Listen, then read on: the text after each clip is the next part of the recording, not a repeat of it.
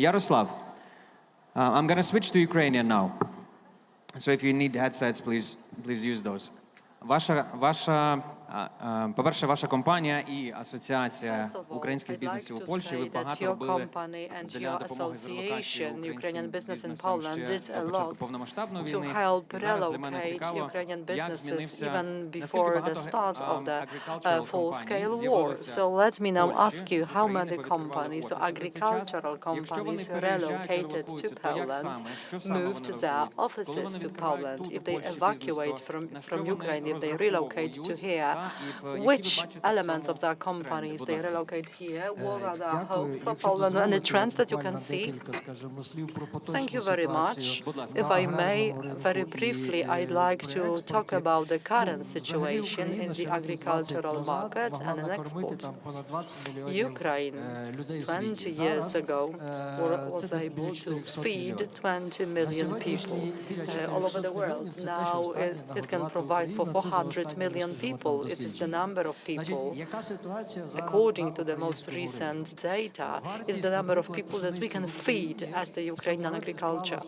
But now the price of wheat is $123 this year due to the soaring increase of costs incurred for logistics especially. The price went up to $330. So selling wheat is possible in Europe for $350. So we are talking about rising costs, logistical costs especially, and the prices have been soaring when we talk about supplies through the Rhine.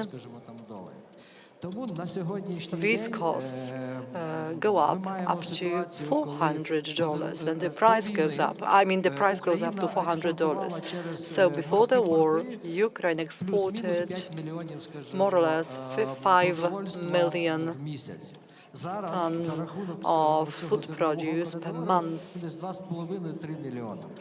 through seaports, and now we have the food corridor. It is between 2.5 to 3 million tons. Yesterday, 523 ships started their journey with like 3 million tons, and capacity of seaports amounts to 3 million, more or less. So whatever we could achieve together with Polish and Romanian colleagues was like around 3 million tons of food, which are transported via land, mostly through railways. And now I'd like to say what kind of problems we are coming across and what kind of challenges we are facing. There is a problem connected with crossing the borders, and here there is a bottleneck, namely the border, because we would need enhanced capacity of border crossings. It will not change the situation tremendously because the problem lies elsewhere, actually. Namely, I could see it myself.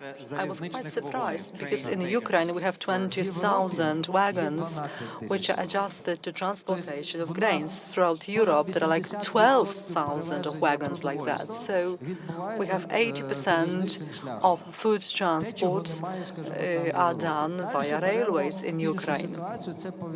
In Europe it is happening on a much smaller scale. That's another thing. There is a situation with the rolling stock, including locomotives. There is a problem with the gauge, differences in the gauge of the railway tracks. So one of the options which would help us to increase the number of exporting seaports is Klaipėda.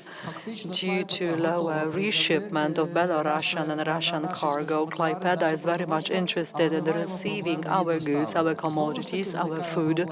The problem is delivery of these products to Klaipėda. Once again, there is a problem of border crossings and various gauges of the railway tracks. In our case, and Lithuanian case, it is a broad gauge. In Poland, it is a narrow gauge of the railway tracks, and we can go to Lithuania only through Poland. As for Ukrainian business, I'd like to mention two alternative projects.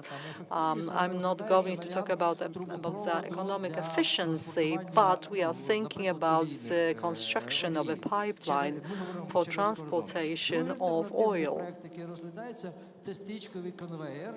And the other project is like a kind of conveyor, perhaps, that would make it possible to transport grains and many other commodities. And that is why we would like to overcome a problem of this change of the gauge, differences in the railway track gauge and fast crossing of the border. But then development of terminals also is facing bottlenecks, and the business is trying to develop terminals. There are various projects connected with that. But as for the Ukrainian business, because you've asked a question about that, the main problem the first options of relocation after opening of the European market and closing down of Russian market for our commodities, I'm talking about like 2015. So due to all these changes, an idea came up to create companies, setting them up abroad. And Ukrainian producers decided that they might set up their businesses abroad. And what are benefits for them? They are closer to their consumers, they diversify their risks, and they avoid problems with currency exchange rates, and they receive access to financing abroad. What they pay? Where do they pay taxes? Well, we had a problem, and we had a discussion about that during Minister Bragnikich's times, whether we should put taxes on the business which registers the operation abroad. It is a separate topic for a discussion, but the answer is why the Polish, American, French governments support their companies registering their business entities abroad. The solution is simple: 95%. Basically, a vast amount of companies were relocated to Poland, but mostly there's SMEs, like 95% of them are SMEs, big business, basically doesn't often make such decisions. So I don't want to say here, well,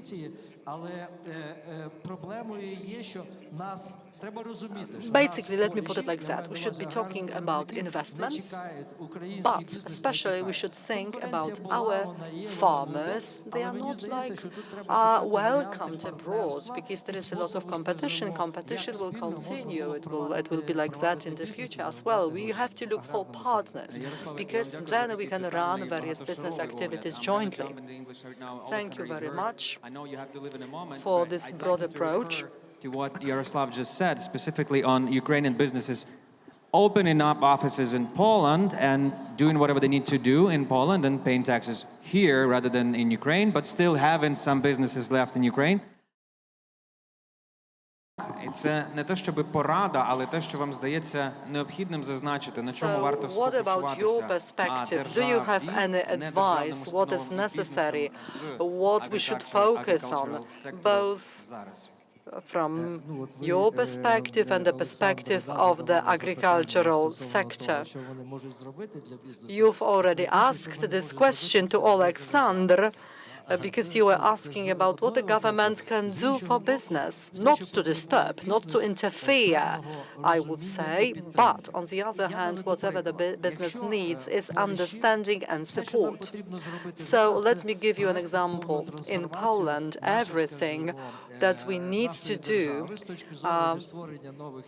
is to carry out a certain, in Ukraine, sorry, let me rephrase it. In Ukraine, we should create new institutions, like institutions supporting business, because in Poland there is a great system of supporting business, starting from the Polish Fund for Enterprise Development and finishing at KUKA,